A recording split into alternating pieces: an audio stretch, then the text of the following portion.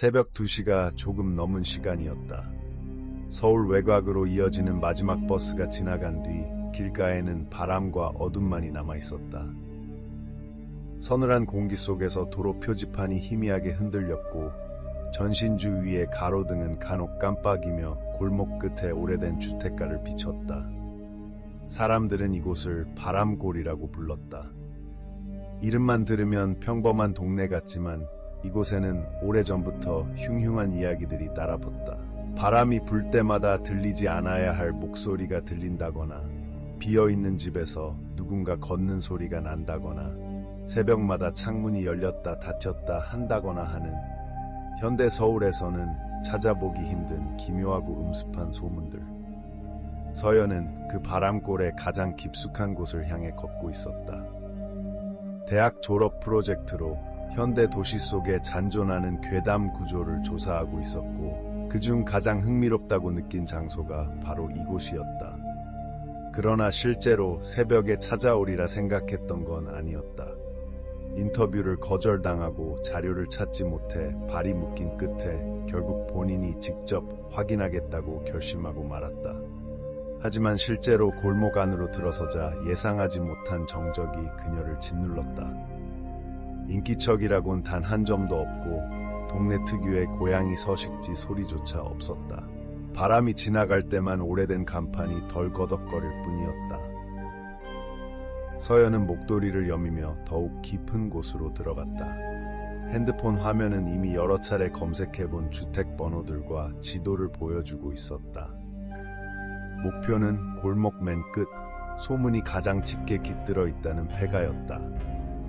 그 오래된 집은 다른 집들과 달리 창문이 항상 이상한 방향을 향하고 있다고 했다. 건물 구조상 불가능한 회전이 일어난다던가, 밤마다 창밖을 바라보는 얼굴이 보인다던가 하는 믿기 어렵지만 묘하게 사람들의 입에서 입으로 이어지는 이야기. 그러던 중 드디어 그 집이 보였다. 바람골집. 그녀의 핸드폰 화면 속 사진과 완전히 일치하는 낡은 2층 주택.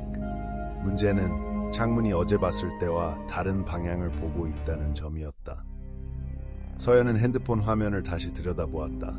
어제 온라인 커뮤니티에서 발견한 사진 속 집은 분명 동쪽을 향하고 있었는데 지금은 남쪽을 바라보고 있었다.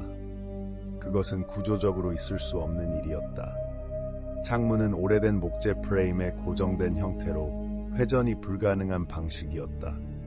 그럼에도 분명히 위치가 바뀌어 있었다. 누가 장난을 한 건가? 서연은 스스로 속삭였지만 그 장난을 누가 할 수 있는지는 알 수 없었다. 이 동네는 이미 오래전부터 사람들이 떠나 몇몇 노인들만 남아있을 뿐이었다. 게다가 이 시간에 누군가 창문을 돌리기 위해 집에 들어왔다는 건 더 말이 되지 않았다. 아무리 합리적으로 생각하려 해도 어딘가 설명되지 않는 기운이 감돌았다. 서연이 집 앞에 서자 문틈 사이로 차갑고 눅눅한 공기가 흘러나왔다. 겨울의 차가움과는 다른 오래된 지하실에서 올라오는 듯한 곰팡이 섞인 냉기였다. 그리고 귓가에서 허공을 긁는 듯한 속삭임이 들렸다. 분명 바람 소리였을 것이다. 그래야만 했다. 그러나 그것이 단순한 바람이라면 왜 사람 말처럼 들렸을까? 들어오지 마. 서연의 호흡이 순간 멎었다. 뒤를 돌아보았지만 아무도 없었다. 그 어떤 사람도, 그 어떤 그림자도. 그러나 취재는 해야 했다. 서연은 심호흡을 하고 문고리를 잡았다. 금속은 손끝에 전해질 만큼 차가웠다. 그녀가 힘을 주자 오래된 문은 끼익 하고 무겁게 열렸다. 그 소리가 골목 전체에 울렸다. 먼지와 곰팡이 냄새, 그리고 오래전에 꺼진 향 냄새 같은 것이 느리게 흘러나왔다. 몇 년 동안 비어 있었다는 집인데 향 냄새가 남아있을 리 없었다. 그럼에도 그녀의 코끝을 스치는 향기는 분명 새 것처럼 선명했다. 서연은 집 안으로 들어갔다. 비어있는 공간이라고 생각했지만 왠지 방금 누군가 나간 것처럼 공기가 흔들려 있었다. 손전등을 켜서 비추자 거실 한복판에 오래된 탁자가 보였고 그 위에는 묘하게 빛을 반사하는 사진 한 장이 놓여 있었다. 흑백 가족 사진이었다.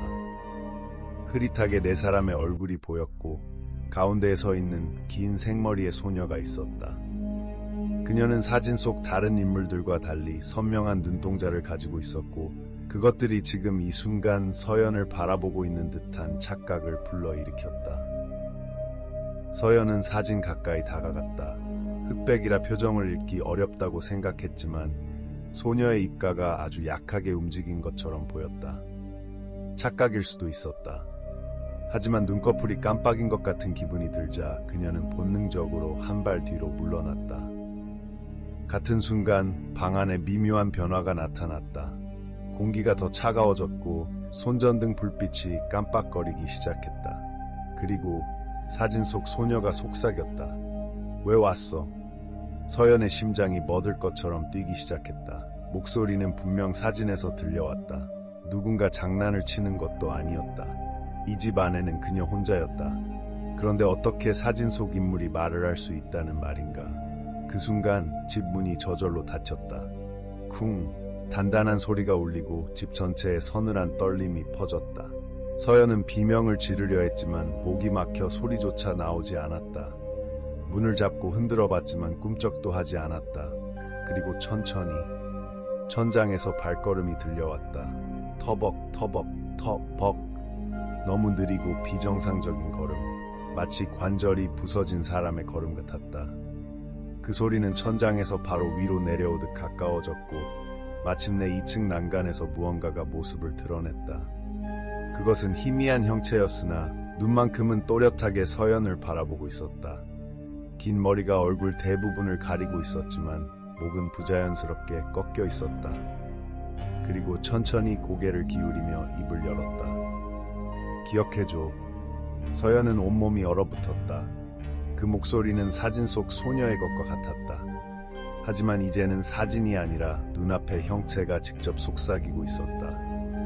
집안의 공기가 한꺼번에 흔들리며 벽이 진동했다. 결코 자연스럽지 않은 파동이었다. 마치 오래된 기억들이 강제로 실체화되는 듯한 기묘한 느낌. 형체 뒤편에서 어둠이 서서히 일렁이더니 고개 없는 실루엣들이 하나둘 모습을 드러냈다. 천장에서, 벽 틈에서, 바닥 아래에서 사람의 형태를 가진 그림자들이 기어나오듯 움직였다. 모두 부자연스럽게 뒤틀린 자세였다. 뼈가 몇 군데씩 빠져나간 것처럼 기형적인 움직임. 서연은 뒤로 물러나며 도망칠 기회를 찾았다. 그러나 그림자들은 그녀를 둘러싸듯 점점 넓게 퍼져왔다. 공포가 극에 달한 순간 서연의 발끝에 놓인 사진 속 소녀가 갑자기 울기 시작했다. 실제 아이의 우는 소리처럼 생생했다. 사진에서는 분명히 움직이지 않고 있었는데 소녀의 눈에서 흐르는 눈물이 사진 속 하얀 종이를 적시고 있었다. 제발 찾아줘. 소녀의 목소리는 처절했다. 절망과 간절함이 섞여 있었고 서연은 도망치고 싶은 마음 한편에서 왜인지 모를 슬픔이 밀려오는 걸 느꼈다. 이 집에서 무슨 일이 있었던 걸까? 왜 이 아이는 찾아달라고 하는 걸까?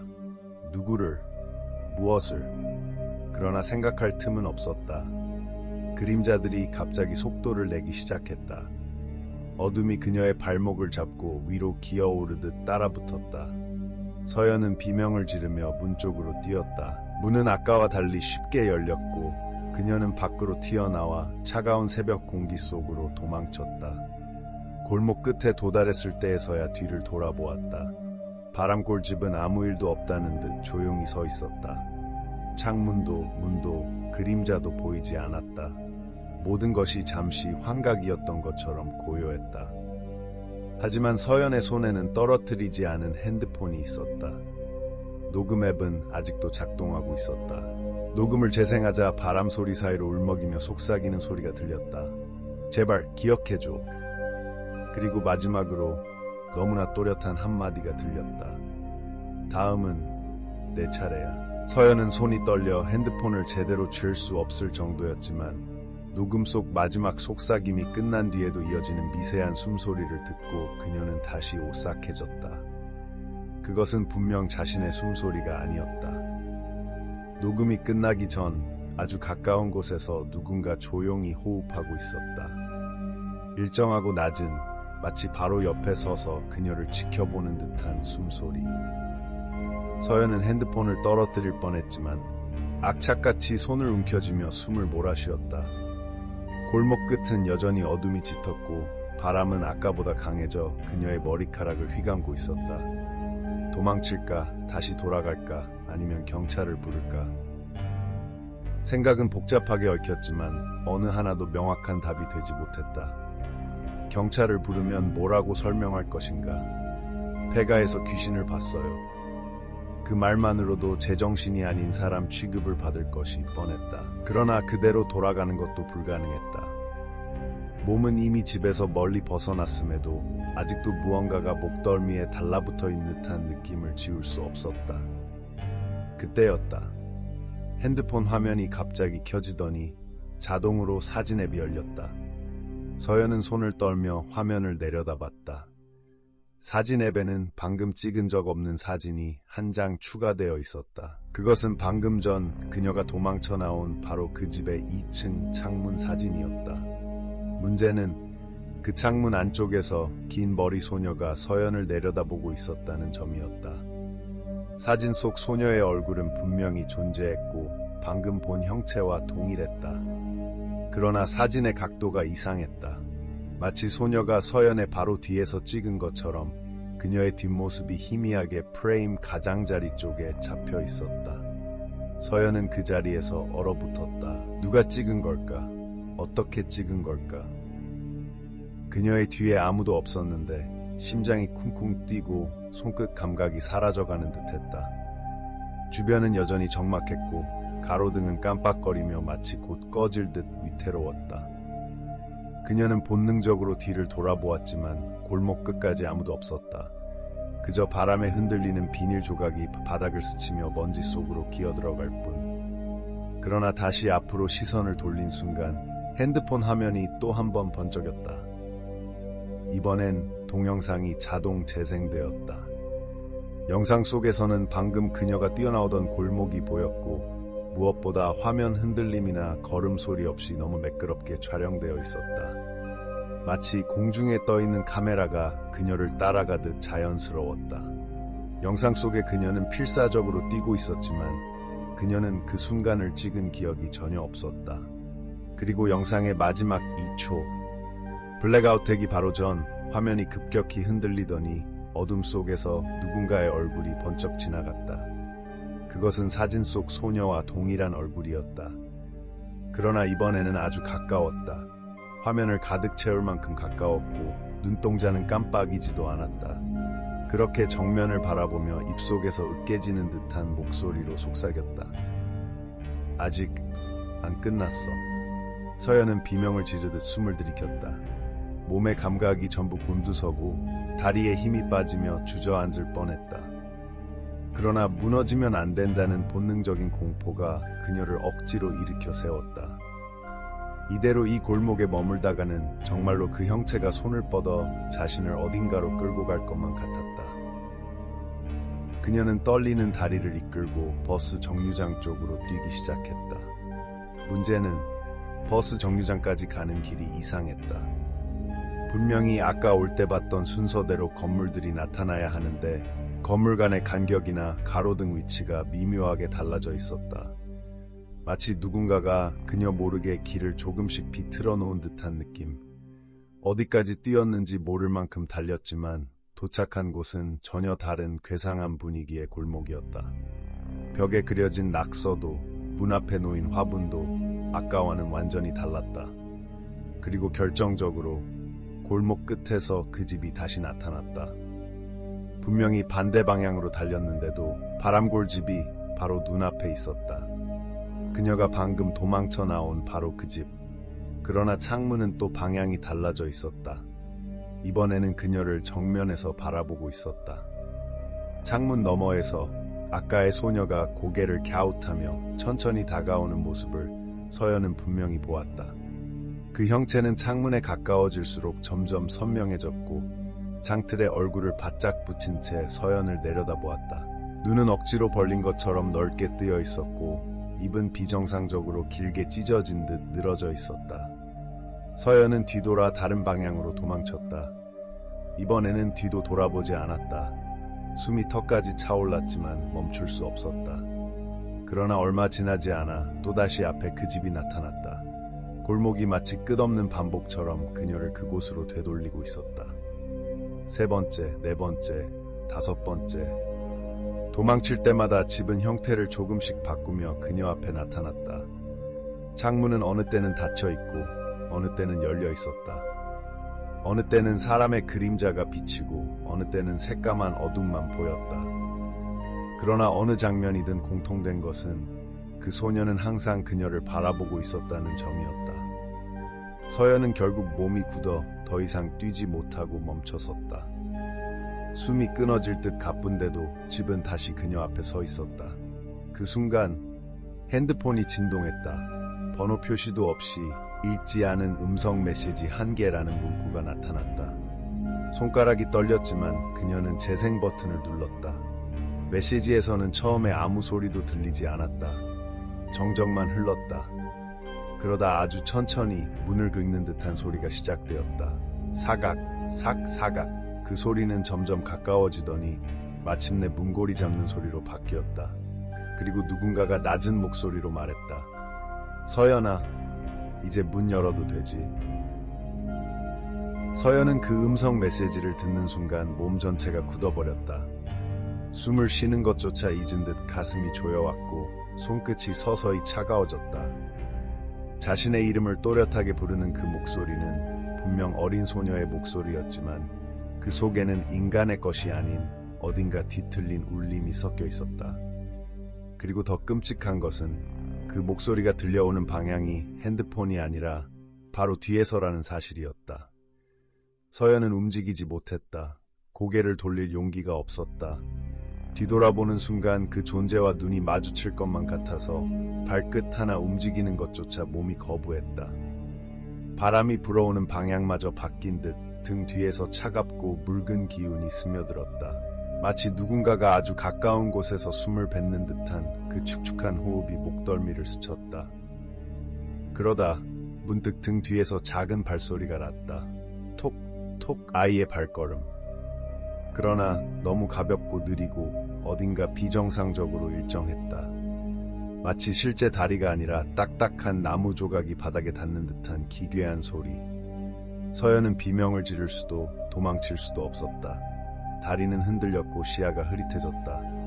그때 그녀의 핸드폰이 또다시 진동했다. 이번에는 화면이 자동으로 켜지며 카메라 앱이 실행되었다. 그녀는 아무 버튼도 누르지 않았다. 그러나 카메라는 자동으로 전면 모드로 전환되었다. 서연의 화면 속에는 자신의 공포에 질린 얼굴이 보였다. 그리고 바로 그 뒤 어깨 너머에는 긴 머리를 늘어뜨린 작은 소녀 하나가 서 있었다. 소녀는 얼굴의 대부분이 머리카락에 가려져 있었지만 머리카락 사이로 드러난 눈동자는 비정상적으로 크고 새하얗게 빛나고 있었다. 입은 웃는 듯 벌어져 있었는데 그 표정은 기쁨이 아니라 어떤 뒤틀린 집착에 가까웠다. 소녀는 카메라 속에서만 아주 천천히 고개를 기울였다. 그러나 실제로 목더미 뒤에서는 아무런 움직임도 느껴지지 않았다. 그것은 더 무서웠다. 소녀는 카메라 속에서만 존재했고 화면 속에서만 서연의 바로 뒤에 서 있었다. 서연은 비명을 삼키며 핸드폰을 떨어뜨렸다. 핸드폰은 바닥에 떨어져 화면이 금이 갔고 깜빡이며 불규칙하게 빛을 내뿜었다. 그러나 화면 속 카메라 앱은 꺼지지 않고 여전히 그녀의 뒷모습을 비추고 있었다. 그런데 소녀는 이제 더 가까워져 있었다. 화면 속에서 소녀는 서연의 어깨 쪽지에 손을 올리고 있었다. 서연은 겁에 질려 본능적으로 앞으로 뛰었다. 다리에 힘이 제대로 들어가지 않았지만 무작정 달렸다. 어디로 향하는지도 알 수 없었다. 다만 뒤에서 들려오는 작은 발걸음 소리가 점점 빨라지는 것이 느껴졌다. 톡, 톡, 톡, 톡 소리가 점점 커지며 뒤를 쫓아왔다. 달리면 달릴수록 소리는 더 가까워졌다. 마치 소녀가 바닥을 걷는 것이 아니라 어둠 속을 미끄러지듯 따라오는 것처럼. 하지만 문제는 더 있었다. 얼마나 달렸는지 모를 만큼 뛰었는데 앞에 또다시 그 집이 나타났다. 바람골집. 그리고 이번에는 창문뿐 아니라 현관문도 활짝 열려 있었다.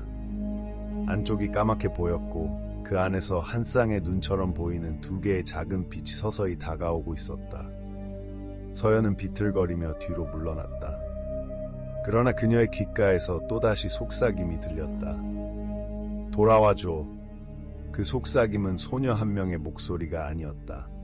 한 명, 두 명, 세 명, 수십 명의 어린 목소리가 한꺼번에 겹쳐 울리는 듯한 소리. 다 같이 기다렸어. 서연은 귀를 막았지만 소리는 머릿속까지 파고들며 울렸다. 눈앞이 어지러워지고 집은 점점 더 가까워 보였다. 분명 제자리에서 물러나고 있는데도 집이 앞으로 걸어오는 듯한 착각이 들었다. 이질적인 움직임, 그 집 자체가 살아 움직이는 것처럼. 그리고 갑자기 모든 소리가 멈췄다. 바람도, 발걸음도, 속삭임도. 세상 전체가 정지된 듯한 순간, 바람골집의 현관 앞 어둠 속에서 작은 소녀의 형체가 천천히 모습을 드러냈다. 이번에는 확실히 보였다. 그녀는 그저 유령이 아니었다. 몸 곳곳이 부자연스럽게 비틀린 채 뼈가 몇 군데 빠져나간 사람처럼 이상한 각도로 서 있었다. 그리고 얼굴은 분명히 한쪽이 없었다. 왼쪽 얼굴 전체가 찢겨나간 듯 사라져 있었고 그 안쪽에서 부서진 치아와 비정상적으로 길게 늘어진 혀가 드러나 있었다. 그러나 오른쪽 눈은 너무나 또렷했고 그녀를 바라보며 미소 짓고 있었다. 그리고 소녀는 말없이 입을 열었다. 입이 아니라 찢겨진 빈 공간이 움직이며 목소리를 냈다. 서연아, 이제 네가 나 대신. 바람이 불었다. 그러나 이번엔 바람이 아니었다. 수십 개의 손이 동시에 뻗어나온 것처럼 어둠이 일렁이며 그녀의 몸을 잡아챘다.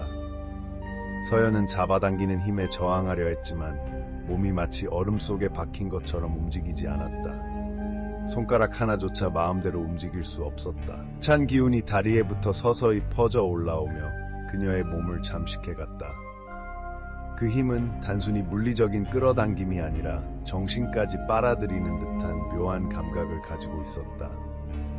어둠 속에서 수십 개의 손이 스멀스멀 기어나오는 모습이 보였고 그 손들은 그녀의 발목과 종아리, 허리, 팔에 천천히 감겨 올라오고 있었다. 피부에 닿는 감촉은 차갑고 미끌미끌했으며 마치 오래전 죽은 이들의 손처럼 생기라고는 전혀 느껴지지 않았다. 숨이 점점 가빠지고 시야가 흐려지는 와중에도 서연은 도망쳐야 한다는 본능적인 공포에 사로잡혀 있었다. 그러나 다리는 이미 오그라들듯 굳어 있었고 몸은 저항하지 못한 채 어둠 속으로 조금씩 끌려갔다. 그녀의 신발 끝이 바닥을 스치며 소리를 냈다. 가늘고 힘없는 소리. 그 소리가 집안의 침묵 속에서 오히려 크게 울렸다. 그리고 갑자기 어둠 속 손들이 모두 동시에 멈췄다. 그 순간 공기가 정지된 듯한 느낌이 들었다. 천천히, 아주 천천히 소녀가 다시 걸어 나왔다. 이번에는 한 걸음 한 걸음 땅을 짚으며 움직였다. 걷는 소리가 들렸다. 또각, 또각, 또각. 그녀의 발은 실제 존재하는 것처럼 확실한 소리를 냈다. 서연은 그 소리를 들으며 더 무서워졌다. 귀신이라면 발걸음 소리가 없어야 한다는 어리석지만 인간적인 기대가 산산조각 나는 순간이었다. 소녀는 서연 코앞에서 멈췄다. 그리고 천천히 고개를 든 채 오른쪽에 남아있는 유일한 눈동자로 그녀를 바라보았다. 눈이 흔들렸다. 그 눈에는 분노도 슬픔도 담겨 있었다. 그리고 그 밑에는 잘린 입이 찢어진 채로 열렸다. 대신 나가줘. 서연은 경악했다. 대신 나가달라니? 무엇을? 이곳에서? 누구 대신? 그러나 소녀는 더 설명하지 않았다. 그저 찢어진 얼굴 한쪽에서 새어나오는 듯한 목소리로 속삭였다. 너는 나처럼 되기 싫지? 그 말이 끝나자 어둠 속에서 또 다른 형체들이 모습을 드러냈다. 부서진 듯한 자세로 기어오는 아이들, 얼굴의 일부가 없거나 몸이 비틀려 있거나 눈이 뒤집혀 있는 아이들. 그들은 모두 하나같이 그녀에게 다가오며 손을 뻗었다. 그 순간 서연은 본능적으로 몸을 뒤틀며 소리를 질렀다. 그만! 제발! 그만! 그러나 아이들은 멈추지 않았다. 오히려 울음 섞인 목소리로 그녀에게 다가오며 속삭였다. 우리도 나가고 싶어. 우린 여기서 못 나가. 대신 누가 들어오면 나갈 수 있어. 네가 들어오면 우리가 나갈 수 있어. 서연은 그 의미를 깨달았다. 그들은 이 집에 갇혀 있었다. 그리고 누군가가 들어오는 순간 그 대신 밖으로 나갈 수 있었다. 안 돼, 안 돼. 나는 여기 들어오려고 한 게 아니야. 서연은 몸부림쳤지만 어둠은 그녀를 더욱 깊이 끌어당겼다. 발끝이 땅에서 완전히 떨어졌고 몸이 허공에 떠오르기 시작했다.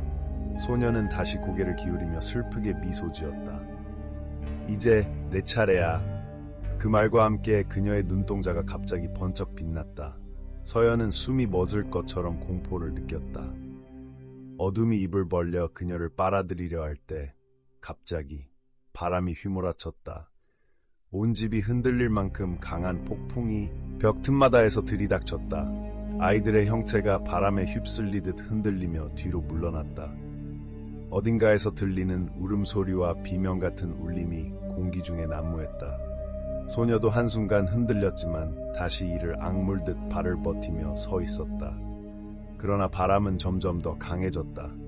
창문이 요란하게 흔들리고 천장에서 먼지가 쏟아졌다. 소녀의 머리카락이 사방으로 흩날리며 그녀가 흔들렸다. 아직 보내면 안 돼. 서연은 자신의 몸을 조여오던 힘이 서서히 느슨해지는 것을 느꼈다. 마치 누군가가 그녀를 억지로 끌어내는 것처럼 몸이 다시 앞으로 밀려났다. 숨이 터져 나왔고 그녀는 온몸을 떨며 바닥에 떨어졌다. 어둠은 더 이상 그녀를 잡고 있지 않았다. 소녀는 비틀거리며 서연을 믿어 떨렸다. 그 표정은 분노와 슬픔이 엉켜 있었다. 그리고 마지막으로 소녀는 울음 섞인 목소리로 말했다. 도망쳐. 그 한마디를 끝으로 바람이 폭발하듯 몰아쳤다. 모든 형체가 한꺼번에 어둠 속으로 휘말렸다. 집 자체가 흔들릴 정도의 소리와 함께 문이 거칠게 열렸다. 서연은 몸이 저절로 밖으로 밀려나는 것을 느꼈다. 발이 땅을 딛기도 전에 그녀는 집 밖 골목으로 내던져졌다. 현관문이 쾅 하고 닫혔다. 그리고 모든 소리가 사라졌다. 문이 닫히는 순간 골목 전체가 고요해졌다. 바람이 멈췄고 공기조차 얼어붙은 것처럼 움직이지 않았다. 서연은 차가운 지면 위에 쓰러진 채 한동안 움직이지 못했다. 손은 떨렸고 숨은 끊어질 듯 가빴다. 그러나 그녀의 손끝에 닿는 공기는 더 이상 그 집 안에서 느꼈던 눅눅하고 죽은 기운이 아니었다. 서서히 현실로 돌아오고 있다는 사실이 느껴졌다. 하지만 몸을 일으키려는 순간 서연은 어떤 시선을 느꼈다. 살아있는 사람의 시선이 아니라 여전히 사라지지 않은 누군가의 시선. 그녀는 천천히 고개를 돌렸다. 그러나 골목에는 아무도 없었다. 그저 오래된 가로등 하나만이 바람에 흔들리며 빛을 떨구고 있었다. 아까의 그 형체도 소녀도 어둠도 아무것도 보이지 않았다. 끝난 건가? 서연은 스스로에게 말하듯 중얼거렸다. 하지만 그 말이 끝나기 전에 바람이 아주 약하게 불었다. 아주 가늘고 조용했지만 그 바람 속에는 분명 어떤 목소리가 섞여 있었다.